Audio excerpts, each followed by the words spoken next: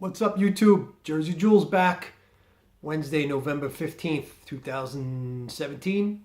Is it 2017 or 18? 17 still, right? Yeah. Approaching Thanksgiving. Oof, big day coming up for everybody, for all us, heavy hitters out there that just had the surgery. Um, Should be an interesting holiday for me. My first Thanksgiving as a sleeved patient. So we'll see how that goes. Just want to congratulate Craig, CBC 1975 on the forums. He just private messaged me.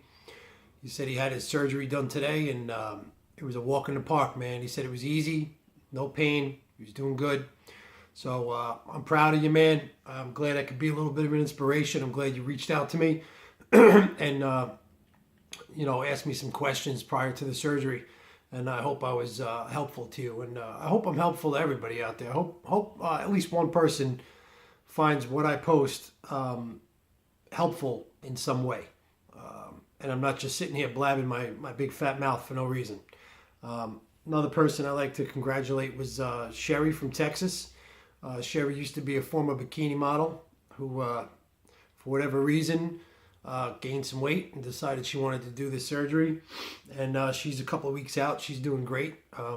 Private message me and try to help her along the way with some tips and everything. And I got a feeling she's going to do fantastic because, like I said, she had a nice base going into this of being healthy and working out prior in her life. And I think those are the type of people that respond the best to the surgery. Is somebody who had a slightly athletic background. Was in shape maybe at one point, or was in somewhat of some kind of resemblance of a shape, but definitely embraced the lifestyle. Those are the people that I think the surgery works the best for. And I'm going to get into that a little bit. Also, Sharon, I believe it is. I don't know if that's the right name. Sharon from the forums. Eyebrows on fleek girl with the eyebrows. Just want to say a happy belated birthday to her. I know she had a birthday recently, read about that, and I wanted to scold her for a second about the soda. We were talking about that on the forums about the soda. You got to stop with the soda. I'd rather see you put a cheeseburger in your mouth than soda. I don't care if it's diet soda, regular soda. It's shit. It's absolute garbage.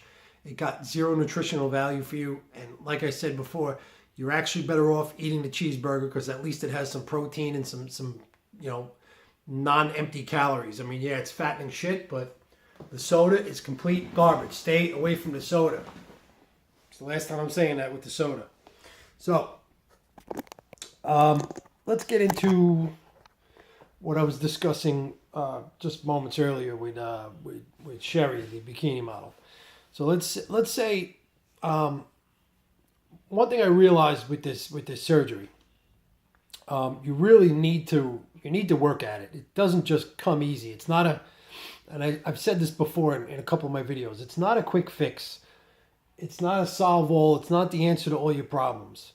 All right. It's a tool that you can use to answer and help and solve some of your problems. It's a tool. The main thing is you need to embrace being healthy or living a healthier lifestyle.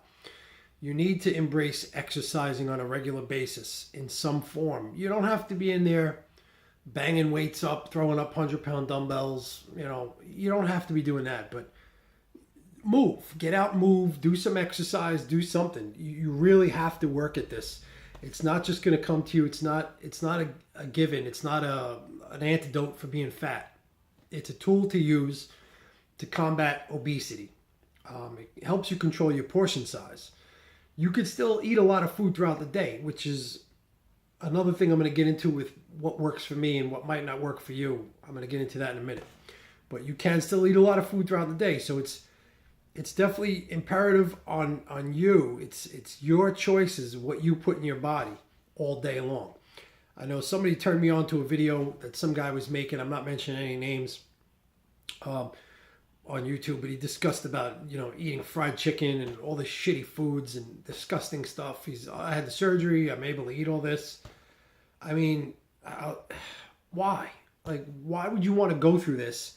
And why do you plan on putting yourself through this again? Because you're setting yourself up for failure with doing stuff like that. You're you're trying to basically what your goal is in this with this surgery is to try to escape that unhealthy lifestyle that you've become accustomed to, and try to live a more healthy and normal lifestyle. So why would you go back to eating the same garbage that got you in this predicament in the first place? Now, I'm not saying I eat clean as fuck. I'm not saying that. Like, all right, listen, Halloween just passed. Did I sneak a few of my kids' candies? Absolutely. I had a couple of the Reese's peanut butter cups, my favorite candy. I had a few pieces of mini Snickers here and there.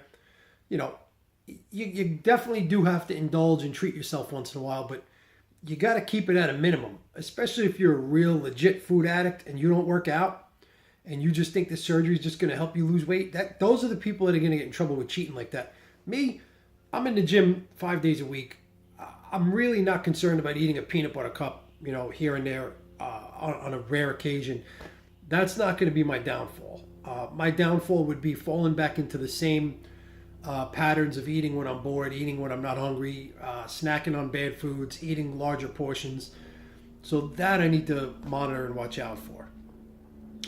But yeah, like I've told a couple of people before, don't deprive yourself. I fix that. Don't totally deprive yourself. Like eat food. Like don't just eat protein and no carbohydrates. Don't go on one of these paleo diets or whatever they call it, or one of these fat-free, carb-free diets, because you're setting yourself up for failure with those type of diets when you're eliminating certain types of foods, because it's not sustainable. And I've done those before. I've done the no-carb diets, the high-protein, no-carb diets. It's not sustainable. It's over long-term, a long period of time, the end game. It'll get you a quick fix, but it's not going to save you, and it's not going to keep you where you want to be for the rest of your life. Eat everything in moderation. That's the basic gist of it. Eat your carbs, your proteins, your fats, your good fats, not necessarily bad fats. Eat everything in moderation. Eat like a normal human being. Exercise frequently, or as frequently as your body will allow you to, and enjoy it. Embrace the lifestyle of being a healthy new you. Be the best version of you that you could possibly be, is what I'm saying.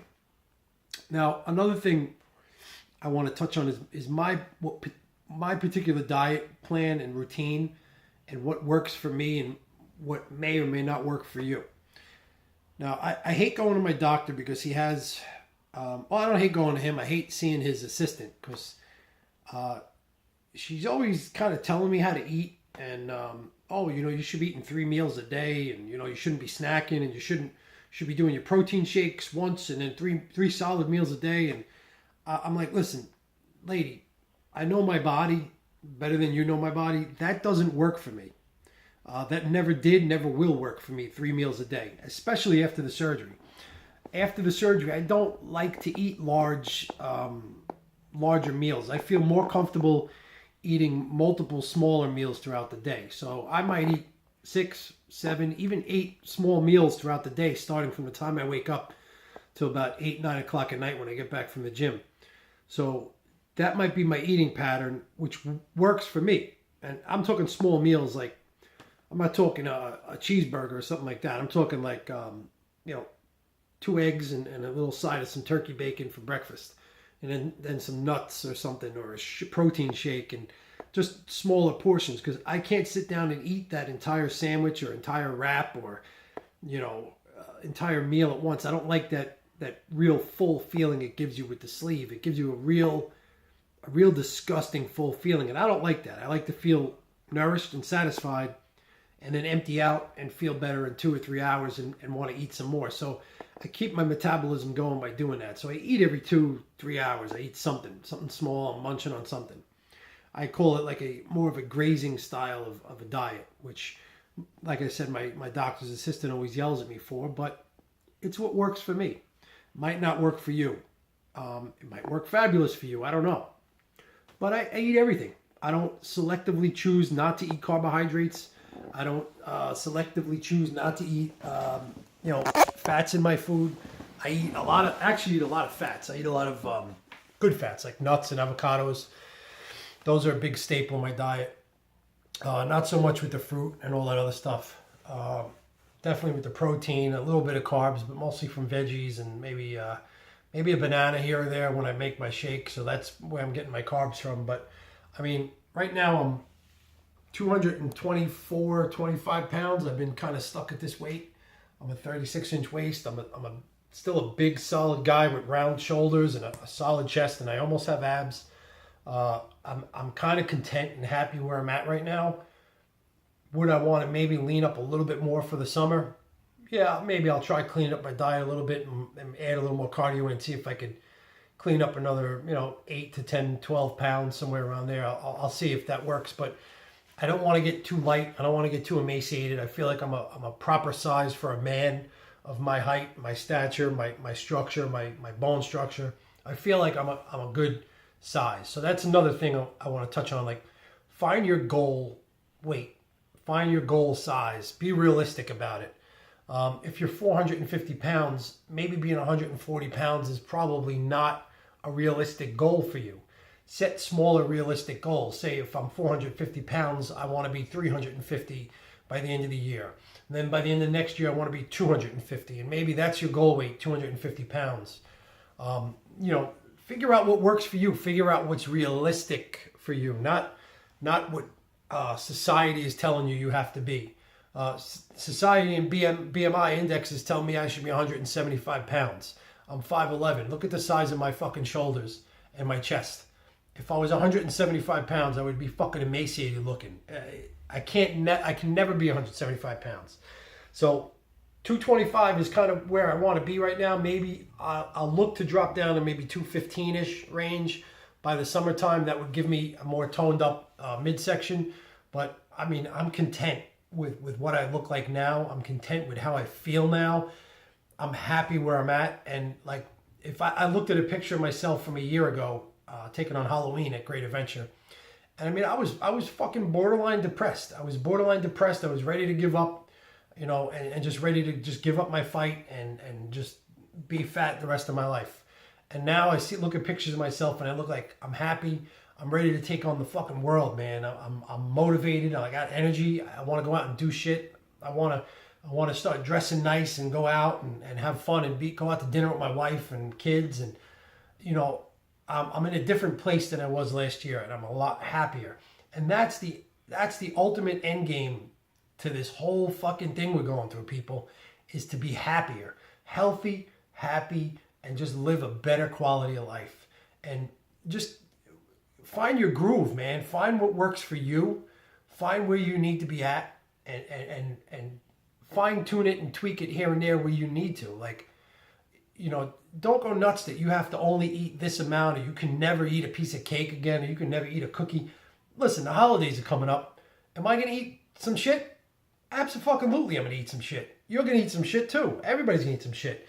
It's getting back on the bandwagon when the holidays are over, and getting back in the gym and getting the routine and embracing the lifestyle and embracing eating proper foods and decent foods and calorie dense, nutritionally dense, good calories, not empty calories.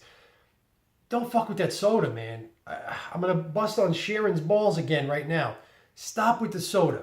You're actually better off drinking a friggin' beer than drinking a soda, even diet soda. With the chemical, it's a chemical shit fest is what it is. The only time I drink soda, and like I am guilty of drinking soda, is if it's mixed with Jack Daniels. And that's it. 1 or 2 Jack and Diet Coke.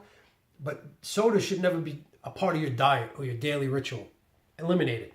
You should be drinking water, protein shakes, and if you're one of them hipster fucking jerk-offs, maybe some coconut water. I don't know. But I just want to congratulate congratulate Sherry. I want to congratulate CBC 1975. A couple other people on the forums. I want to give also congratulations to Adrian, my friend from grammar school. She's doing fantastic. I'm starting to see her post a lot more pictures on Facebook, and I like to see that. I see the confidence coming back. I can see her confidence and her self-esteem and her self-respect coming back as she drops the weight. And there's more pictures, because that's one thing I noticed about myself. If I go back and look at my social media from a year ago, there's barely any pictures of me. It's all my kids and my wife. Now, my wife and my friends are busting my balls. I'm like a 14-year-old girl taking selfies of myself. I'm like, they call me the selfie queen. You know, I can't help it. I like how I look now. I like how I feel. I'm happy to be the person I am. I'm happy in the skin I'm in right now. I wasn't happy before. Now I'm happy. And it shows. And that's what I like to see. And that's what's really like striving me to keep doing these videos in this channel, is to see that I've maybe made a difference in like just one person's life. Like maybe a little bit of motivation. And I know for a fact a few people have messaged me on the boards and told me that I'm an inspiration and I've motivated them to get off their ass. And, you know, a couple other people in my personal life have said I've been partially the motivation for them doing what they did with the surgery. And let me tell you something, that feels good. That really feels good. So I'm going to strive to just continue to motivate you guys out there, continue to be a presence on the forums and on the videos, and just continue to keep you updated on my progress. Hey, and if I fail, if I fall off the wagon, I'm going to let you know that too. I mean, I got no qualms about saying, hey guys, I failed at something, or I put on weight, or, you know, I fucked up, I had a shitty day eating. And that's another thing. Don't be ashamed to have a shitty day eating. We're all going to have shitty days of eating. Like a couple of weeks ago, I just had a real shitty day eating where like my breakfast was Halloween candy. I mean, it happens. You have a shitty day, you get back on the wagon, you know, you fall off, get back on. Don't use a one day fall off as an excuse to just go on a rampant shit fest and just start eating all kind of nonsense and not going to the gym. But it's going to happen. You're going to have your days. You're going to have your ups and downs. You're going to have, you know, you're going to fail a couple of times. You're going to have some days you consider failures. It's part of the game, man. This is what it's about. Like I said in one of my other videos, if you never failed, then you never tried. So just keep that in mind. Don't look at it as like, oh my God, I ate like crap today. You know, I should feel horrible about myself. Dust yourself off, get right back on the wagon the next day. And even those days where I ate like crap, my weight has stayed exactly the same. I've dropped a few pounds. I fluctuate, 3 to 4 pounds. And don't worry about the fluctuation either. I'll fluctuate as much as 5 pounds. And I'm talking in one day. I'm talking from morning to night. My weight will fluctuate. I could wake up at 223. I could go to sleep at 228. It fluctuates. And then the next day I'm right back at 224, 25. So that's not another issue you need to be concerned about, is the weight fluctuation. You're going to find that nice stable plateau where you're going to hit probably 9 months out to a year out. And that's probably going to be about your reset weight. That's probably going to be where you need to maintain that's your body telling you, I'm good right here. This is it. This is good. Can you get yourself down a little more? Yeah, sure. With a little work, a little hard work. It's going to be a little harder. Don't think it's going to be easy. I'm at the point where, like, for me, I would say most of my weight loss has been easy up until this point. If I want to lose any more from what I'm at right now, I think it's going to be a lot harder for me, or at least more challenging. So keep that in mind going forward. Hit your goal. If you have a even lower goal, just keep in mind it's going to be a little bit more challenging. I don't know. That's about it. I don't have much more to say. Just congratulations to all my new sleevers out there. I know there's quite a few of yous. And I wish you guys the best of luck. I hope you continue to follow me on YouTube. And ladies, just keep fucking slaying it out there. Guys, just keep crushing it. Go to the gym. Bang it out. Bang out those reps. Live like you're a 25-year-old dude again, man. I'm telling you, you'll thank yourself for it. You're going to feel good. Just get in the gym, embrace the lifestyle, and just work at it. And, that's pretty much it. That's all the shitty advice that I have for you guys this week. Take it or leave it. But until next time, I'm probably going to check in with you right after Thanksgiving to see how things went, because I can guarantee a bunch of you is going to eat like complete shit for Thanksgiving, including myself. But we'll see where it takes us. All right? I'll see you guys in a couple of weeks.